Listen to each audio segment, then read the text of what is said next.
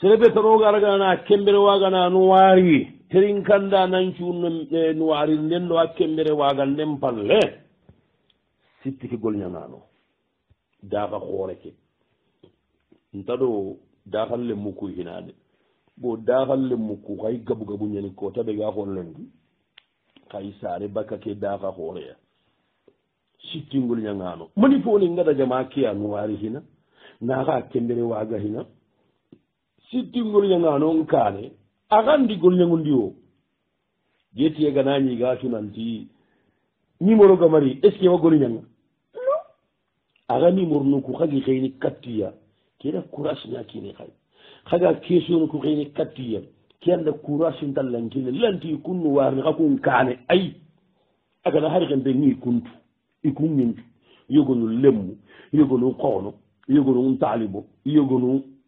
gallu ngoro hakkun kanga na jama ke tagandi tagandu tammi lawati nakkabu ndiket nakkamu ndiketu kabu kesu ndakatu min do de ngana takkime min do de ngana dallame kamma donc khanya sabu ana golle ken wondi kikitendi khanya sabu ngana golle no wondi hakitendi haraga ne yaga tambi nan kota gaide oranti kumma amana hakane sere mo ko ngoro sabu ngoro holun di li yungul lukku yungul mokko oppo dole kede ga yonke kede ga yonko kenyam pona sembe donc y kundan te drogote su malgré yangol nyanga yan tampini daganu kuno gonga yana kawandu berna kha haganya sabu ngani gol nyangundi nci tingol nyanga no ndino wari dikembere waga na to ko ne ke kharam banta anda ke daga tahundi ke daga khore bi kum da nyaake ngay banta daga nanda aga tahundi ndahara khala ora ken ko taga be tahundi an ta seda gelu wasafu ke bogusine nana darsu mbagani kembire na xeni katta soro dandando watam famike na de ne ko hore daga Espagne fekki ma yo ko jaaga ken kusa daga mullinguni adin ka wallundura lonay atingira ti ida fa inni gada fahamu nanti hada ma ko ke wamunda ka wallahi la tallam fahamu sasa sitti mbay ka bo karagi tere ajope hakati matuma 2015 yani wa akin karam bandanda ke da haraga na nguni aga daga na wakansi nga ndana to Muhammadu Cissé magana mugu soringo banda ga ile wakansi nga gari ni gollen tallan goro o to ranta kayam bana Cissé maga Cissé ndogadi ketake lemunul lo Muhammadu Jagana Malle Touré Bajuberi Muhammadu Taraware Bire Taraware jenaba jagatana mugu khabu gidi maga murtani ما شاء الله لا قوة إلا بالله دكتور غماني وراكي متغو مشرف وغنا ترومبي نغوبي ودانا مي غلو غلو كندواني كندوه أنا فهمو دي كندو سلطنا نبينو كده غاقول لنا داغا كي كما نغان تيتو يقول ونمر نمبيرني كوكو غول نغانون سيتي غول نغانا سوحاري نغان تبير نغمان تغوغو nduwandan nan kembere waga aga golle ngal khasigi ci golli gore oda misidu monda ku dere sunu sankinde ku fatawno sankinde keme jama gore ga mo gobe ngala kharam banta tilindi daru jama ke jaate ngan kawa ko tabe ko lenki ndaro dagal le muku ide groupe le muku makinye kunga narni kata kunga mbaydo daga gore maysi gore ke ya kharam banta ti groupe ku sati hay kamo hilli tandume do groupe nu kabi keta anyi mena andro ngu tanna hay whatsapp groupe bane selam pakke be gadi anga to meti 205 nda groupe mbitu ngey menta groupe ho holi groupe bane ko to nafi de shura aken karam banta docteur Gumane Muhammadu Cissé masha Allah la quwwata illa billah Muhammadu Jagana Muhammadu Taraware o soro nakati karagiya hay kenciti no gondi ngena darsu ke bagandi na xeyni katta ken citti ay keta ke ho na wutu ina sanki daga na groupe horo no gondi keta kibare ga no maga ona ko yidu o gida nyagare biire Taraware kemba ko hoy sun kasori ye kunwa yakari mbane ak hin donne ko groupe puri ke groupe su lew ndari banel ngega ko be ke sankita mbarno ke groupe le meri ina sanki digan kanne sugana yanka daga no ko kamma mi gana ko yenda sino ngatunu da groupe yo awa masha Allah la quwwata ngara banta tirindi daruwani de kamo hilli tandume de groupe nu kabi ke tanni mena hanna karakide wasafu groupe bane sugani siram pakke be anna katu jamaake haqqentunu haqqe be ga jamaake tandume de ho ujune tenkam mani jatem bayige serebe ga ke numéro su contrôle nu daru su nyankandi ke suudi numéro kuma nganaari gana ronde masha Allah la quwwata illa billahi aghi kuma kawa kada de ko me gado ho nya Allah la anda nga nyimmeda ko da hanu wari ke o da ga mama sitti ke serenjo lew yo wadu wanga kada surtout yogonu toronu hillu wa kamma birenu ngena ko sado ha har ama haddallahu sun kasu ke jopallira ya gare go wala matu mana amerike ba dawun taw aga ci da duwam po ngara anda mo de ida ada message ngara kat mahamoudou sisi ida modi njukul jongo ngara amari ni jabi ni ina wara gai khadi jabi kenke ma gane khayya nabe fa ngara sisi nga dogono sisi adi sheikhan anna njo jaragin ni ya gare ke ma golle ke ma ko nya fahamo anta mo ko wata ya khalisi ke wara ama numéro ama koddu ke gairini awantan na hakto ndi ay me kunduwade ndugoni kunga golle njarande aneke golle sukama ado soro gonu ga gadi igani ngani torono igonu ni kana igonu na dogiya en keshi wondalla daga man ka batra mo goni kay haganta walla kata khisheringa kadi keshi on taga nikat ina keshi muni ina su shi hatenga angatu nda khasu qaw undu wa kuda arna sabar yakahima igadru ko tebe yigasu ngolle hati kay indatu gene sirenda duwam po walliya masha Allah la quwwata illa billah imata kuti ke ini kasungol lunga ini hajunun kutunga baji bereke ko tay gon ta kenna ma ke baji der haji maram simbi jaga ko ngada kenta wundi anga kasun tugana ko messa singa na daga batte hidan ko sinjadi nabe sasin denga milki bane ke ma ba ko re adari o de kesu kembere waga lew groupe lemu kubelu ga kun khawre ko di kembere waga o akhin do xanando menen adama sago hunare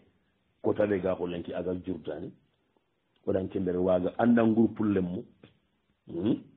da ken ko da battarani ko kedi ngati ado seribion traga golle nga sitti ke nganti to ondu ama hadalla ken ko ta adama hakara nge hunare nge aga yagare go aga me sasi ngaringa seri go wanda me sasi ngarai nanti mi sile ke pentiri nde ngati dembankani kala ben ke beti warde mi sile ke pentiri yo munda ina konta kin kita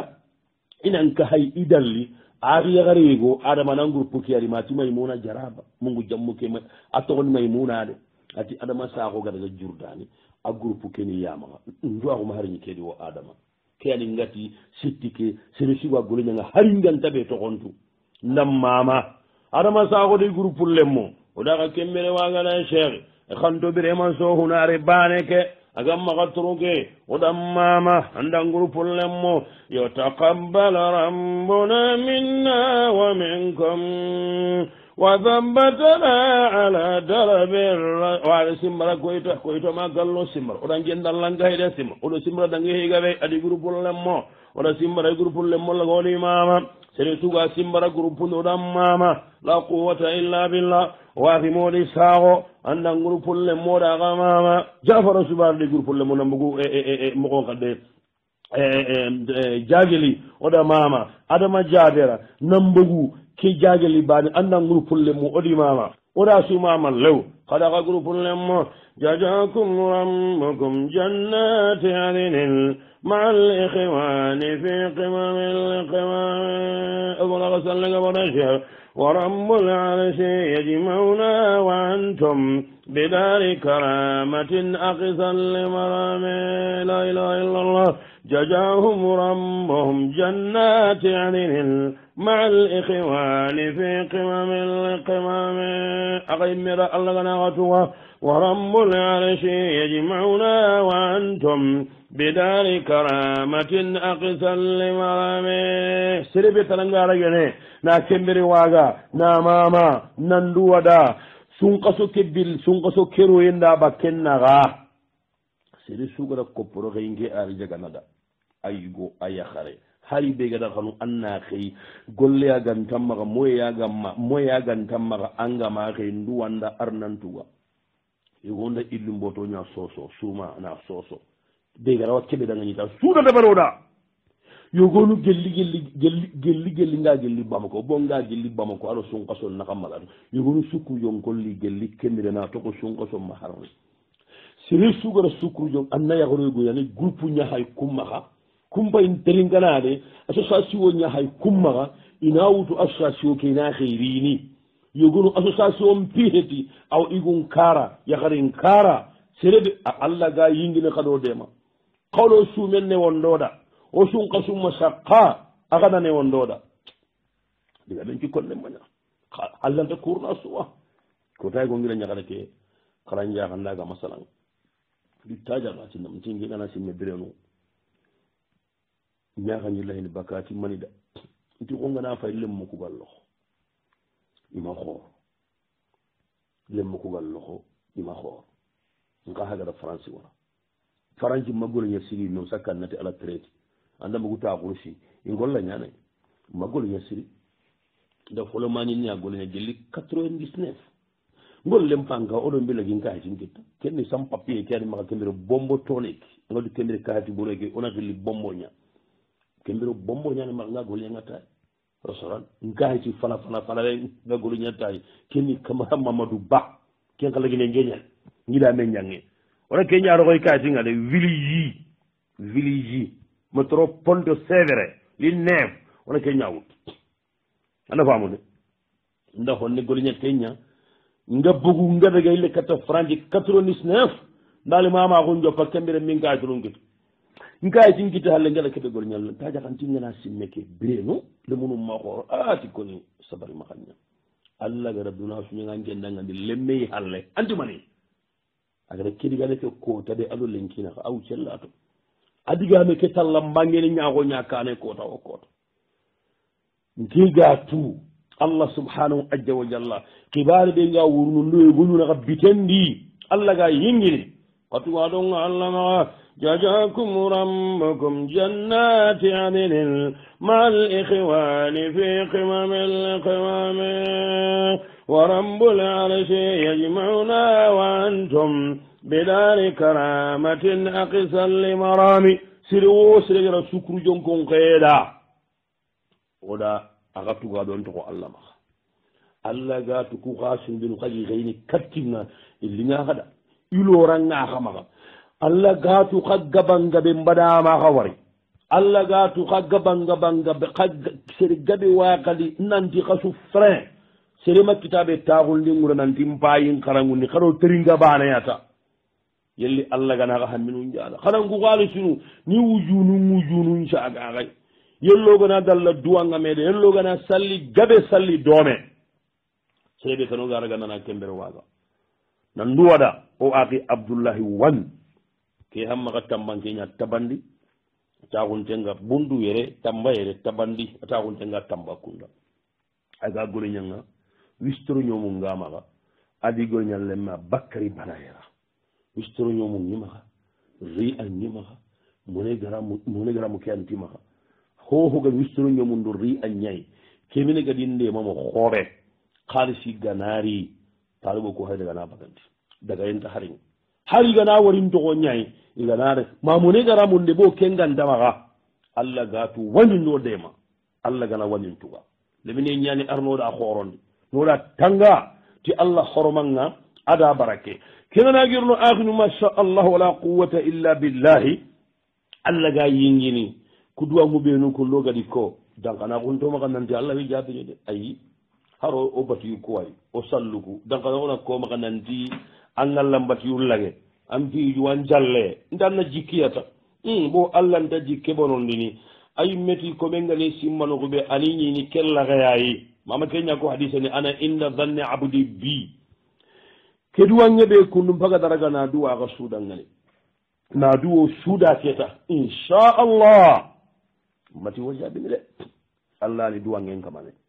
Allah ni duwa ngen jabin dana Allah ni duwa ngen lagandana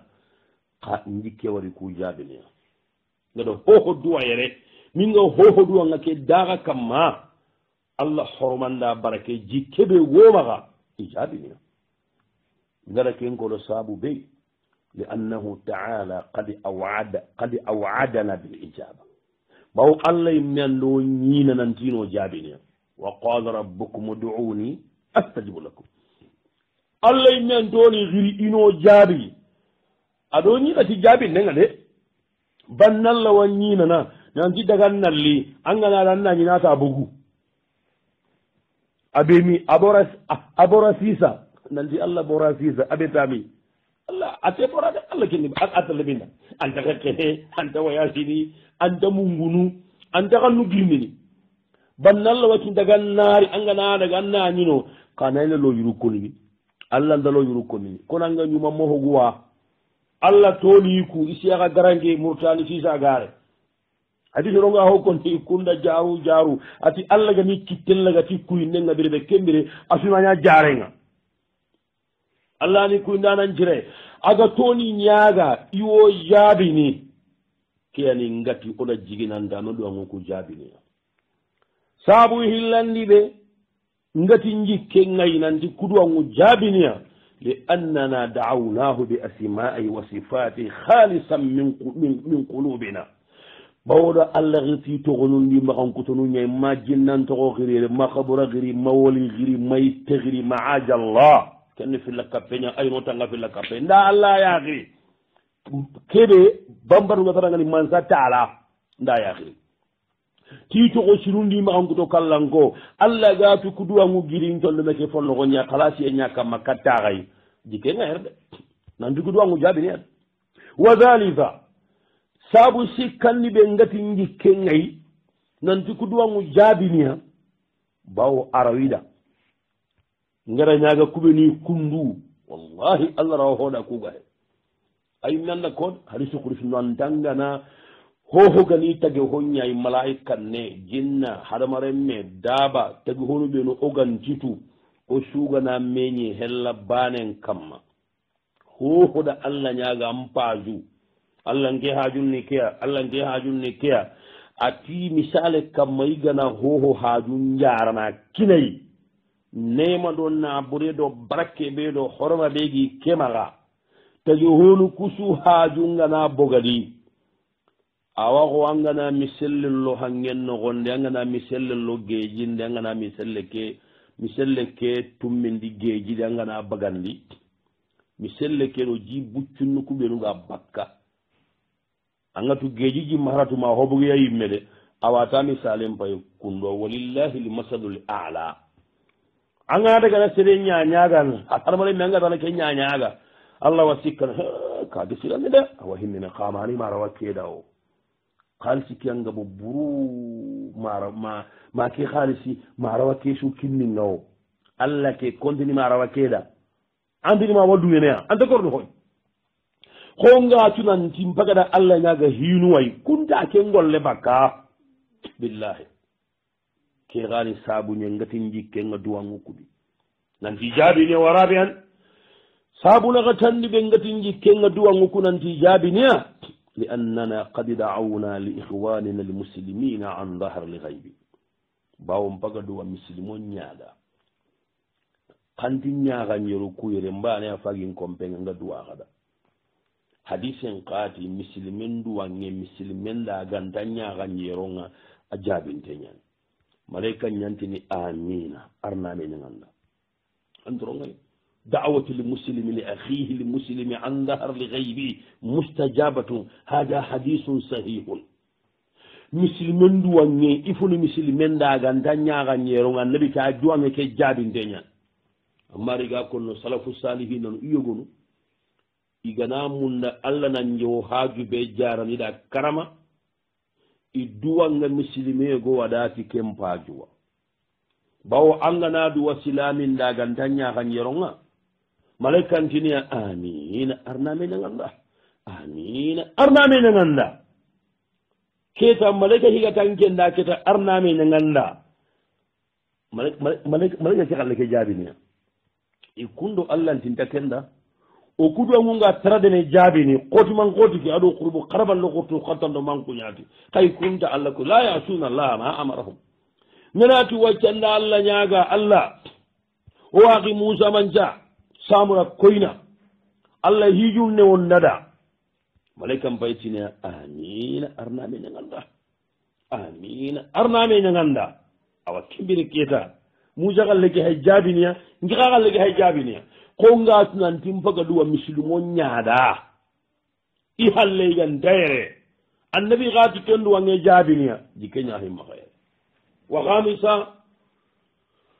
saabu karagandi ɓe ngatanda jikkenga yijon allah ni jabiniya kasiratu manñu aminu ala du'aina konke gatu ku duwawu ɓe kundum pay konno igana ku yankaji dagano ku kammalengi sereɓe gatini amina ma aɗio lawu tuwo sereɓe gatini amina a gaɓembe ara wañinigo hagati amina allah ha jabinir ke ñas nda simma keme jama hoore a suganati amina allah gama hohallen jaabi awa hohallen jaabi wa sadisa saabu tumunde ɓe gatanda jikkenga ko duwangu jaabi nendi li annana ma daawnahu bilmasiyati wala bilmustahili bo ma allah ñaaga allah kuteyi ele arno tanga ogata allah ñaaga hohoy o gille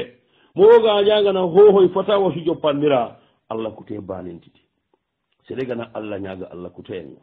maka ke jaabenterin kam jaabenta kenga ken darini de walla angana allah ñagatu hoɓe agan dañana maga tampi ken gandalla kemboosi kenta ñana par ce que sariyandi kenda ñana walla hakkilendi kenta ñana e ken jaɓini kammo konanti allah nda ñaga tantungaxunga annin kasike ndi kammuke dina daga kammuke hay ko fare mo anda allah naga kewa ñana allah namun na maga nda ñaga tungasire annin toxoɓirene abadan na maga kara non maga la kemboosi kunta ñana ato su kalla amagolle mogon paham allah nda angane allah ñagana maga ñaga allah kuteyi maga ñaga hoɓe angatunantanta ñana maga ñaga hoɓe masha allah wala quwata illa billah bone ganda kendi maga fende bal kiyani ngati kusabunu tummi ani ngati jikkenga duwango ku jaɓinden ndi wa akhiran oga digallah gareɓe konno kenni yampay mu ndiyeña oɗa hakke togon mundu tarin gandanon cuwa sede sugo tarin kana oɗa hañaga hakke fatawa no kuno gonde darsu no kuno gonde muhadara no kuno gonde anda mo tafsir no kuno gonde ara wañini kalima wuro none kalima wuro onenen kamma fatawa no gonde ani kalima ngari ñange kalima ñengente son ngen xanne ke mede mbayro keñay o gulda soni ngemuko soni kenne rusugo wa kara yando sarati wona kalima e gokko ana ngari ñango wona kalima e gokko ana haram paro oda ga ñaga haqqe mbeti ko hoya ganda halamaremme bonga hutundine ado ngane kesunu ku jabini igonu kesunu ku ngatte wolo buru men butenga ñago iga bakka na to on tahara kamantu arwanya na kaman nan kasinga c'est vrai que to on ta konini ha hogani kesu won daringa angat nanti nya kesu on pay ke haranto ko gama koni haran jammu gama koni kesu nulla ko wono de anken nasim manyani ana anken bedde mani ka kesu ke to ko ke makko ni de kesu no ku wonu ganari hari terenga ndano ko abu tembakka akita ngebe ga na wala wala na ko sa tokati yego noa aga ko safande igamintirni safande dintirni kiite ñayita aɗo nga conseil ɓe kinniya o gara sere ɓe keesi won jaabi o garanda sokkedi ntaɗo honante o gara keesi won jaabi anañi o gara jaabi moko ɓe kundum pede ayi nake ñampay murnu allah ngana keesi o ɓe jaabi ngara jaabi moko ɓe sariyankara kundunga he seriga naati kundu he kunduwani ma addalili wal ihtirami billahi nammaga kune awa gendo jikkunde ono ko lon horo kega kenciga o kuttewa halle ndaɗo ken karay na ke ñampaye murnu allah ngana kesio ɓe jaabi saria nogo nane kundum pe kunduwani sereɓe gana o wara kille allah nammaraji xeereya gelli sere gama jewa korosini ma kama ngagori ñanga tayi hono allah ñaga ñampomaxa ntaɗo kunga de mbayɗo digan xannu ku yimmenuwa nga ñangana tewono igonu kesio num kamma ga xonga dogono yambay mun de mpaga magayen kunne adun gana gellinga na digame ko aganta haram para aga ngarinya ho heti aganta sere bani adama ado khaja abunga taradene oɗa ka ñaga haqqe yere oɗa suñaga haqqe leew sakka sittingol ñagano ko gaɗa ko halle mokoɓe woni jaagi wona hortiya wona dohiya andamugude anayi ha hay golli qote ñakamma ka serongana kari ko nduwani de yo yampay mu nde tan masha allah wala quwata illa billah oɗo yampay mu ndiye mundu o kaagu ñagarumaga aka haranu oɗa mu ndimaxena yampomaxa isu kaɓalanko i sikki waɗi sukke mbere waaga yerunke mbere waagan nde ngadara bari xooke moxo kundu dogotoro baba hafijahu llahu wa raaga mamlakanga saudi makkadal mukarrama cheikh liggafi cheikh baba oɗanke mbere waaga waɗanke mbere waaga o jatigi koyta amara koyta tafsirga oɗa kembere waaga aɗi kaagu ñagaru soninke suuga noon lew mbamaɗi heernu a kontimanga tambe oɗa su kembere waaga o gara kembere waaga nden dabari ho ke mogo kundu yerunga docteur baba gara terinka a gañi yaabini kembere nga sakka terasinkama ndokoran waccayi minne ke docteur baba o jo ken kusa a teqe ndi suuga terinkana ati hangun nasumoji ati hangun nasumodi ba kenden xilli keñe xirte gonda message ngarenga munguɗo xirxiseke toxongale tina ha moɗi ba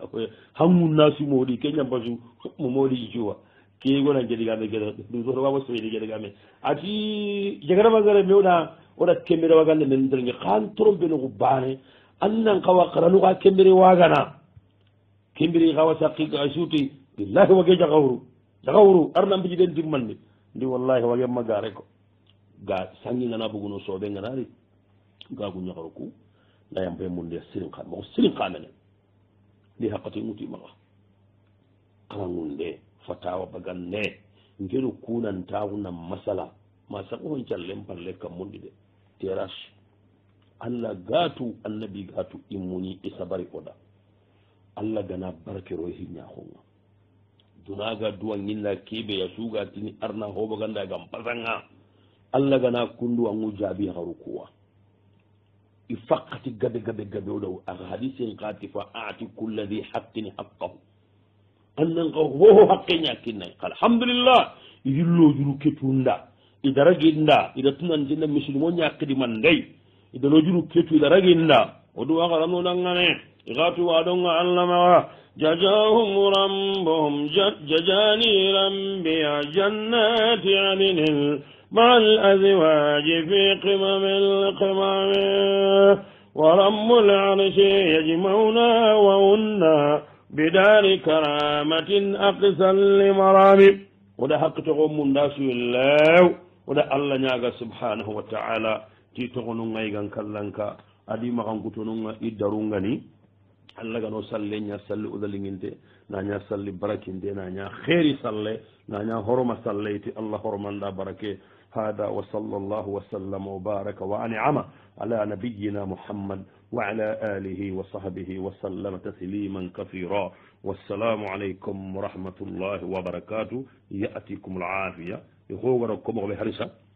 وناسا حربي لي كي لما نقول كيسيون يابن دنگده وتسالنا نادنگتي كوي تمبل كتا كيسيون كي لنا نقول ناري يورو كنا كيسيو قصوبه نغايري ngora kullagana mi jaabi na kuñama kille kena selle honne wa jazakum llahu hayran wa ahsana allahu ilaykum wa yatikum alafia